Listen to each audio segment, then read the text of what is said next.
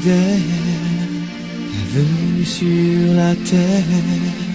Lorsque je considère tout ce que tu as fait, je ne peux me taire. Oui, je... Bonjour, bien-aimés dans le Seigneur. Soyons les bienvenus dans la sainte présence de notre Dieu. Il nous accorde en ce matin la grâce d'être vivants et d'être au rendez-vous. Alléluia. Dans ce premier dimanche du mois de juillet, le 7e de l'année, il nous accorde ce privilège.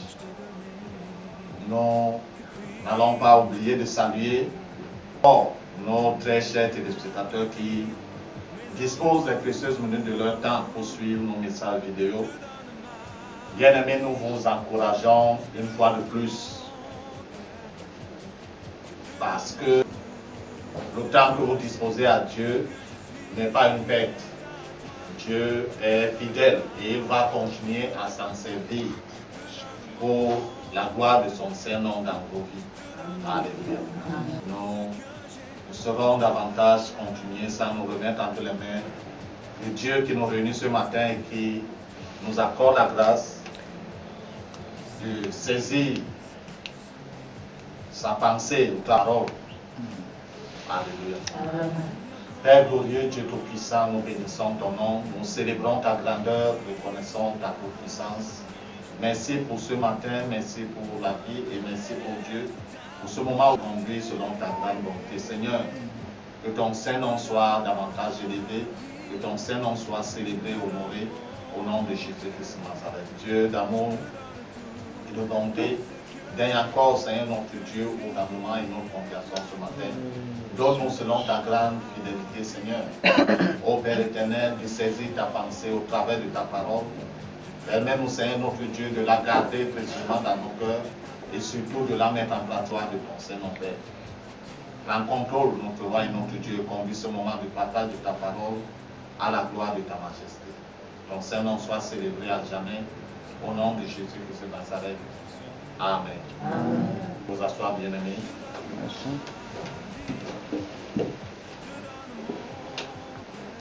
Ce matin, par la grâce du Seigneur, nous voulons évoluer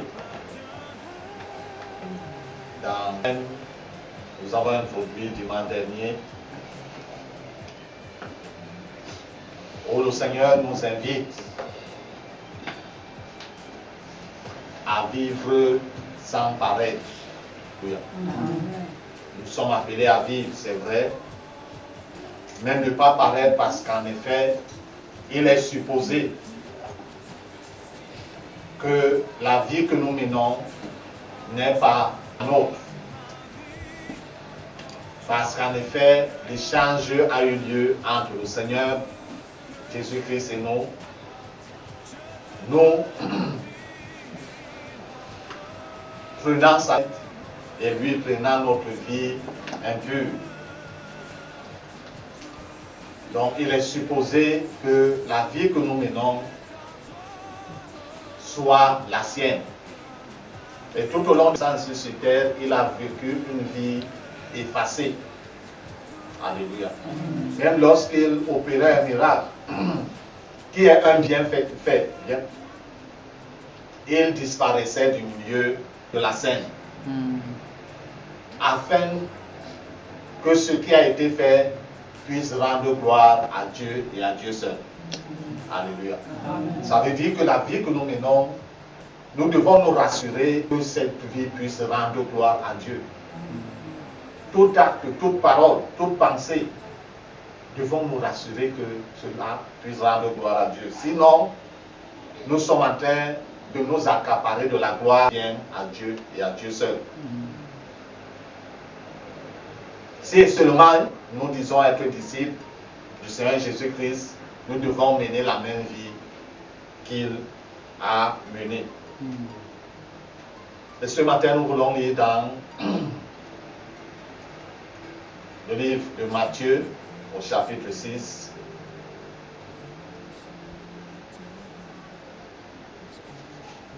Verset 16 au verset 21.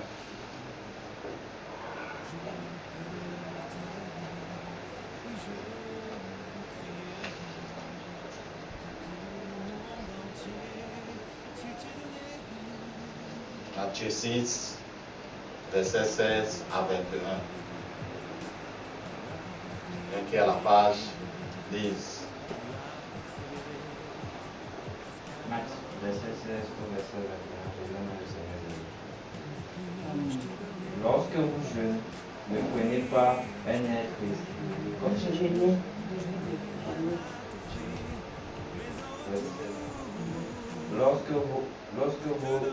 Lorsque vous jeûnez, ne prenez pas un air triste comme les hypocrites qui ne se rendent le visage tout défait pour montrer aux hommes qu'ils jeûnent. Je vous le dis en vérité, ils reçoivent leur récompense. Mais quand tu jeûnes, parfume ta tête et lave ton visage, afin de ne pas montrer aux hommes que tu jeûnes, mais à ton Père qui est dans les lieux secrets, et ton Père qui voit dans le secret te le rendra. Ne vous amassez pas des trésors sur la terre, où la teigne de la rouille détruise, et où les voleurs percent et dérobent, mais amassez-vous des trésors dans le ciel, où la teigne et la rouille ne détruisent point, et où les voleurs ne perdent ni ne dérobent. Car là où est ton trésor, là aussi sera ton cœur. Amen.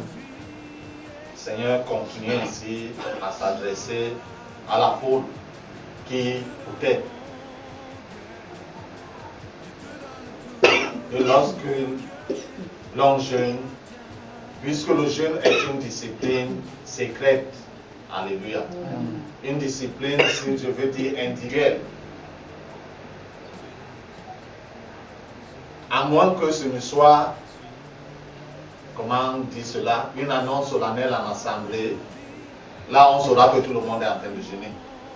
Alléluia. C'est le jeûne que tu as pris, toi seul. Rassure-toi que ton apparence physique et visible ne puisse pas attirer ton regard. Amen. Sinon tu seras un hypocrite.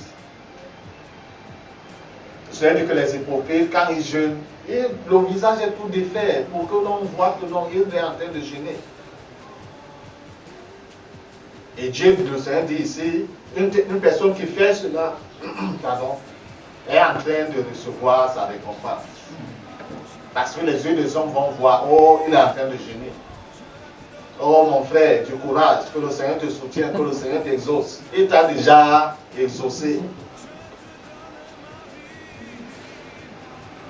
Lorsqu'on jeûne, parce qu'on recherche la récompense de Dieu, on devrait se rassurer que cela se passe de manière...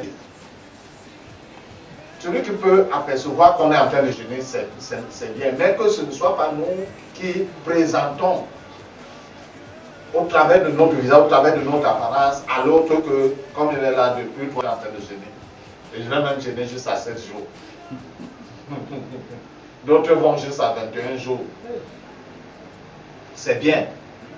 Mais lorsqu'on commence à publier cela sur les réseaux sociaux, un jour de jeûne et de prière, et chaque jour, on publie que non, on est maintenant au 2e jour, au 3e jour, on est au 7e jour, on est jusqu'à la... Ceux-là auront jeûné. Mais leur récompense, ils l'ont déjà reçu dès le premier jour. Parce qu'ils ont fait connaître à tout le monde entier qu'ils sont en train de faire quoi?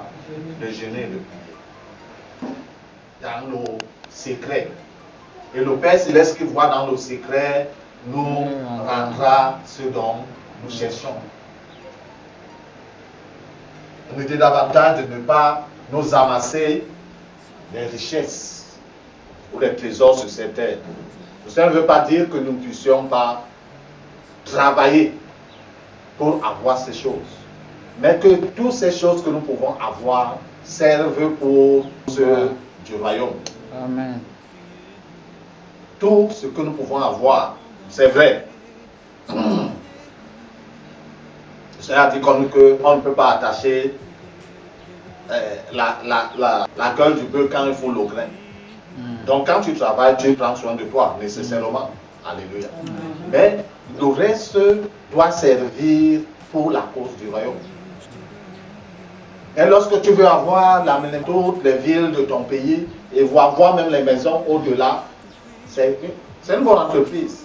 Mais si ce qui résulte de ces loyers ne sert pas pour la cause du royaume de Dieu, tu es en train de recevoir ta récompense. Les gens vont t'acclamer, oh cet homme est célèbre, cette femme est célèbre, elle a comme ceci. C'est là toute ta récompense. Or le Seigneur nous invite à mener une vie effacée. Amen. Parce que dans ce monde, les voleurs font quoi? Volent et dévorent. Même si on met l'argent dans un compte bancaire, il peut y avoir une mauvaise opération bancaire et cette banque tombe en faillite. Ou alors, c'est vrai que dans notre pays, ce n'est pas encore arrivé à ce niveau. Que les techniciens du vol lancent une opération et dévalisent. Il peut davantage arriver que nous-mêmes, d'aucuns ont des comptes bancaires, leurs femmes ne savent même pas qu'il y a un compte bancaire. Et quand la personne meurt et le gestionnaire du compte se rend compte que la personne est morte et que personne n'a réclamé 1, 2, 3, 5 ans, 10 ans passés, le gars va dans les opérations pour s'accaparer de ce que la personne a eu à travailler si durement. Et le Seigneur nous dit d'avant, pourquoi nous dit-il d'investir dans la cause du royaume? Là où est notre trésor, là sera notre cœur. C'est très simple. Si la banque dans laquelle tu as mis tes milliards de francs, tu entends que oh, la banque là est tombée en faillite, l'AVC va venir sans que tu l'aies appelé. Parce que ton cœur était là où ton trésor était caché. Par contre, là, quand notre cœur est dans le trésor céleste, le voleur ne peut pas arriver. Là-bas, la rouille et la terre ne peuvent pas arriver.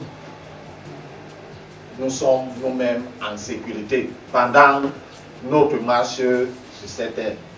Et bien entendu, ce passage-ci, nous serons en sécurité parce que nous nous sommes investis pour entrer dans l'éternité avec Dieu.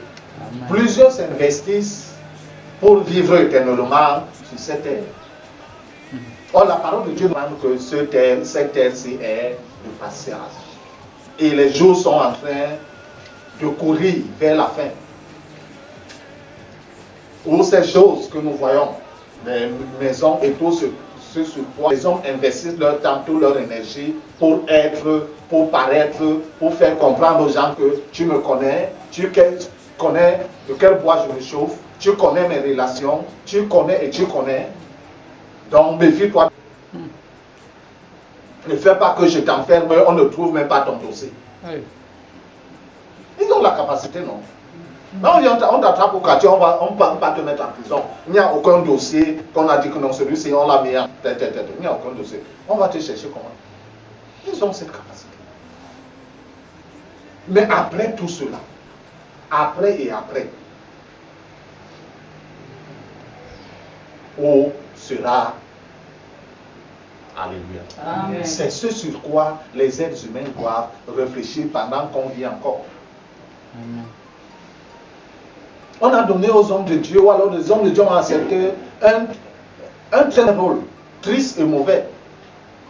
De venir mentir pendant la veille mortuaire que cet homme-ci ou cette femme-ci est maintenant entré dans l'éternité avec Dieu. Et pourtant on sait que la personne a vécu sa vie à l'encontre des principes de Dieu. Dans la conscience de la personne, Dieu est mort. Depuis, on l'a enterré depuis. Donc, la personne a vécu sa vie. Mais que la personne meurt, on appelle un homme de Dieu parce que l'aube est bien garnie. La personne vient mentir sur la cause de Dieu. Je ne sais pas si la personne partage son enveloppe avec Dieu pour dire à Dieu que comme il est la négociation, donc on a 55. Donc tu acceptes la personne qu'elle entre dans l'éternité avec toi, même si la personne a été comment. Mais la parole de Dieu est très claire, bien aimé. Amen. Si tu n'as pas vécu pour entrer dans l'éternité avec Dieu, si tu meurs tu n'entreras pas dans l'éternité. Alléluia. Amen. Dès qu'on dresse son lit, c'est comme ça qu'on se couche. Si tu as mal dressé ton lit, ce n'est pas quelqu'un d'autre qui va se coucher sur ton lit. Et la vie dans laquelle nous sommes, c'est une préparation pour aller quelque part. Amen. Et tu es en train de te préparer pour aller où? C'est dans l'éternité avec Dieu. Règle ta vie en conformité avec la parole de Dieu. Amen. Que ta vie soit une vie effacée. Et là, il y a certaines personnes qui vivent une vie morale assez effacée, malgré tous les biens que la personne a. Si on te dit que c'est la personne qui a l'immeuble que tu vois au Carrefour, là-bas, l'autre immeuble, tu ne vas pas pouvoir accepter. C'est déjà une bonne chose. Mais mieux encore, il faudrait que la personne puisse se réconcilier avec Dieu pendant que le temps se fait. Amen. Alors, si cette réconciliation n'est pas faite, ça aura été une existence perdue. Or, Dieu ne nous a pas envoyés, ou créés, envoyés sur cette terre pour que nous puissions mener une existence perdue. Il faudrait que chacun d'entre nous, pendant que le temps se fait, pendant que la possibilité, chacun a, chaque jour, de chercher à arranger sa vie, de la mettre en conformité avec la parole de Dieu. Et de vivre surtout pour être un bon témoignage. Amen. Devant les autres. Si tu es chrétien, il faudrait que l'on voit au travers de ta vie, de ta conduite, que tu l'es véritablement. Alléluia. Amen. Parce que le dire de la bouche est insuffisant. Dans ce même, surtout les Carrefour, on prêche l'évangile sans toutefois vivre cet évangile-là. Les autres pourront entendre le message et croire à ce message et être sauvés. Mais toi, tu risques de vivre hors des rangs. Or, l'apôtre Paul a dit que lui, il ne veut pas qu'une telle chose lui arrive. C'est pourquoi pendant qu'il vivait, il s'est efforcé à traiter durement son corps. Afin qu'en ce jour, ayant fait entrer d'autres, que lui aussi soit parmi les élus. Amen. Donc, bien aimé, ce matin, le Seigneur nous invite à comprendre cela. Et à commencer à régler nos vies en conformité avec sa parole. Parce qu'il nous dit que nous n'avons rien apporté dans ce monde. Et ce qui est sur nous, n'emporteront rien si ce n'est le vêtement qu'on met sur nous. Et si c'est même trop cher et que la nouvelle arrive aux oreilles des gens, on risque de venir dépouiller le vêtement sur le cadavre. Là, c'est les cher, non? Et les gens veulent avoir gratuitement. Est-ce que le cadavre va se défendre? Donc, non, ne me déshabillez pas. C'est hier qu'on m'a mis dans la tombe, ne me déshabillez pas. Le cadavre ne va pas se défendre. On va nous déshabiller. Et aller vendre. Je ne sais même pas s'ils vont laver. Ou laver pas. Bref, ils vont vendre.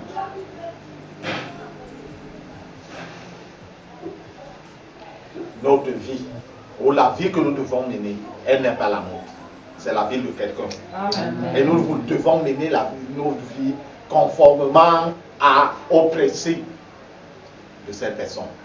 Le Seigneur Jésus-Christ en l'occurrence. Alléluia. Il est déplorable de nos jours, particulièrement les femmes. Lorsqu'il y a manifestation, il y a réception quelque part. C'est grave. Alléluia.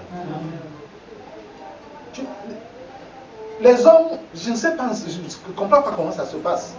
Mais tu vas voir une femme qui a emprunté les cheveux, elle a emprunté les ongles, elle a emprunté les cils, elle a emprunté le teint, elle a même emprunté l'habit. Juste pour faire quoi? Paraître. Alléluia. Juste pour paraître. Mais c'est pas le monde éternel n'a pas encore réfléchi sur ce qu'on met le fond de teint pour les hommes. Ils savent que les hommes ne vont pas. Les hommes vont mettre le fond de teint. Alléluia. Tout ceci, c'est pour faire quoi? Frapper aux yeux. Et si tu vis pour frapper aux yeux des gens, ta récompense est déjà là.